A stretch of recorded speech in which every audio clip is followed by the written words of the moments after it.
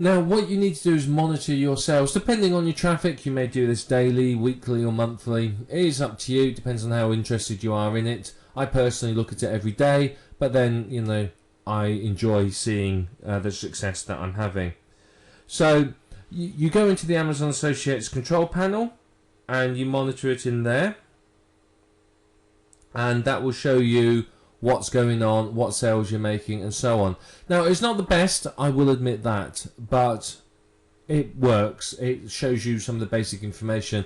The downside is it's only updated once a day.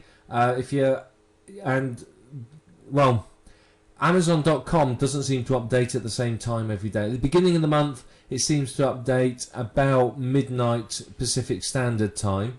But as the month progresses, that gets later and later and later. I have no idea why. Absolutely no idea why. But it seems to be sometime between sort of midnight and about 4 a.m. Pacific Standard Time, it does its update. So, you can only go in once a day anyway. If you go in more often, you're not going to see a change in your figures. So the reason to do that is for you to check your conversion rates, and see what's happening. If you suddenly find that you've got a site selling Lego, for example, and you find that you haven't sold any for a couple of weeks or a couple of days or whatever, and you think, well, that's odd, I normally sell a lot of them, go and check the site. Maybe the site's been hacked, maybe the rankings have dropped, whatever. So you monitor your sales, so you keep an eye on your sites and see what they're doing and what sales they are making.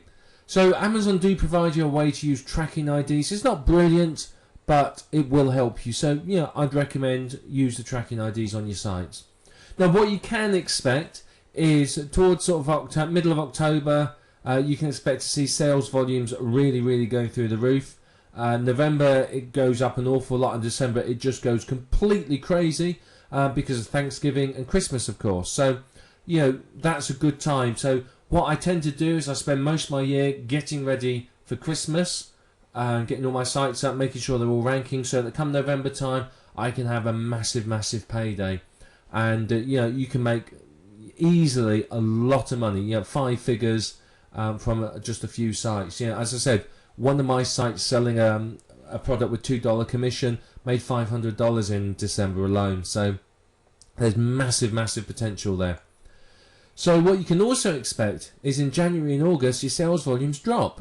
In January, everyone's dealing with the debt of Christmas and getting over the whole Christmas thing. And in August, traditionally, people are on holiday. So don't panic if in those months you suddenly see your figures go down. But don't think that your November and December figures are going to be normal and going to be average. So, you've got to be prepared that sort of November, December will give you a bumper payday. And that's got to compensate for lower sales in January and August.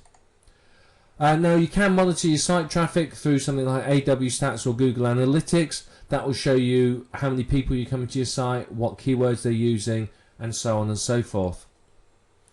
What I would recommend is keep an eye on the keywords people are using to find your site. You can often find some very, very good keywords there. And when you're looking at what products you're selling, have a look at the ones that you don't have sites on, because again, quite often you can find some good ones there that are well worth your while promoting. Now, obviously, one thing you want to do is improve your conversions. Now, this is going to require a bit of work on your side, but it can be worth it through the increased products.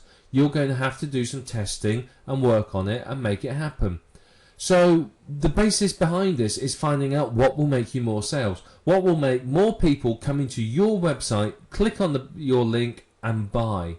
And that's very, very important. So what you need to do is basically test different parts of your website and track the results. So you would change all different components and see whether that improves your conversions or make it worse. If it makes it worse, you undo it. If it improves it, you keep it. Very simple. So one thing that you could test is you're using, say, pictures of the products. Could you write on it something like, say, 50% on Amazon.com or click here for big savings or something like that. Test different wording. See which gets the most people to click through. Big savings here today or save on retail price, etc., etc. All of that is entirely possible. One thing you could test is maybe in one of your sidebars, put some Amazon widgets in there. You know, put a carousel widget or something like that. Test it, see whether that helps. Do people find something they're looking for in there and click through? You know, you're going to have to mess around and find what works and what doesn't. Test even different styles of review, different placement of the graphics within the reviews. Silly things like that can often make a huge difference. So, you know, you've got to test it, but it's worthwhile because you could go from, you know, if you've got a conversion rate of 1% and you improve the conversion rate to 2%, you've just doubled your profits. You know, if I take it from 5 to 10%, I've doubled my profits. If I take it from 1% to 5%, that's 500 times, 5 times more profits. There's huge potential here. So test putting banners on there, test other images, and so on and so forth. So, yeah, test different things to see what works. The more you can test, the more you can change, then the more you can increase your conversion rates. And you will get to a stage where you find that it's not going to get any higher, in which case that's fine. Just monitor the site and make sure it doesn't drop.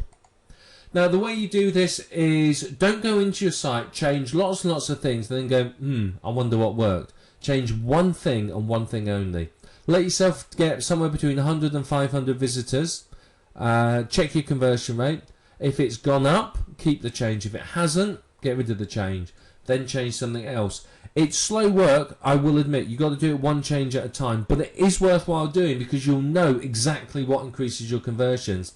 And once you've done this on one website, you'll have a pretty good idea what's going to increase your conversions on other websites too. So you don't have to go into as much depth on every single site. But, you know, you may want to tweak things on different sites depending upon the niches. So, you know, do some work on improving your conversions because it means more money in your pocket, which of course is a fantastic thing.